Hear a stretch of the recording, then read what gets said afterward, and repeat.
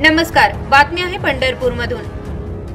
चंद्रभागेच्या पात्रात कायमस्वरूपी आपत्ती व्यवस्थापन कक्ष निर्माण करून यामध्ये आदिवासी महादेव कोळी जमातीच्या पट्टीच्या पोहता येणाऱ्या तरुणांचा समावेश करावा, अशी मागणी महर्षी वाल्मिकी संघाचे संस्थापक अध्यक्ष गणेश अंकुशराव यांनी प्रशासनाला निवेदनाद्वारे केली आहे।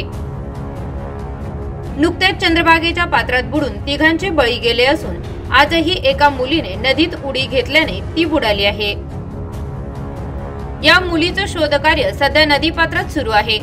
यामध्ये गणेश अंकुशराव यांच्यासह अनेक कोळी समाजातील तरुणांचा सहभाग आहे।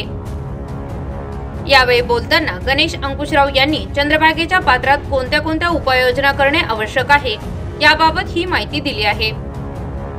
काही सेकंदाच्या जाहिरातीनंतर बघा गणेश अंकुशराव नेमकं काय म्हणाले ते। त्वचा रोगाने त्रस्त आहात? चिंता सोडा।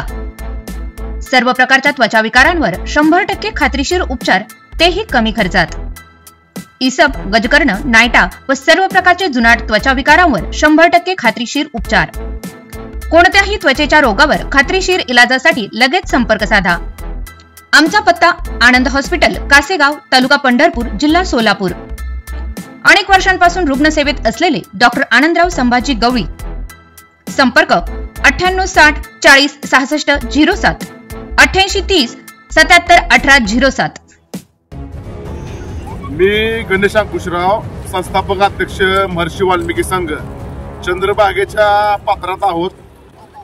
चंद्रभागेला पाणी आलेलं आहे आणि पाणी आल्यामुळं 4 ते 5 लोक इथं बुडून मृत्यू झालेला आहे।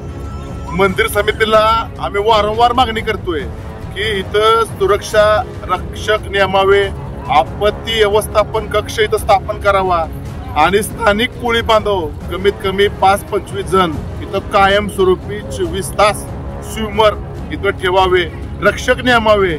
शक्यतो अशा घटना घडणार नाहीत। शासनाची यंत्रणा येते पण बुडाल्यानंतर येते, पण इथं चंद्रभागेत कुणी बुडू नये ह्यासाठी शासन प्रयत्न करणार नाही का?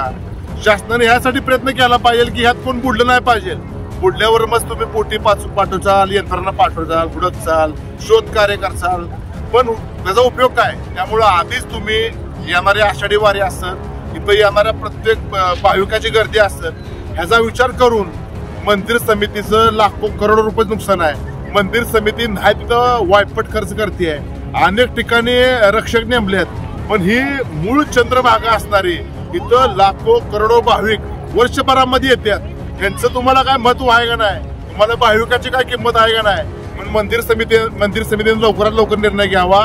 5-25 सुरक्षा रक्षक आपत्ती व्यवस्थापन कक्ष स्थापन करून स्थानिक आदिवासी महादेव कोळी बांधव इथं कायमस्वरूपी पावणारी नोकरीसाठी घ्यावी, कायमस्वरूपी इथं बोटची सोय करावी, इथं लाईटची सोय करावी आणि समजा प्रत्येक ठिकाणी तर बंदोबस्त असेल तर अशा घटना घडणार नाहीत।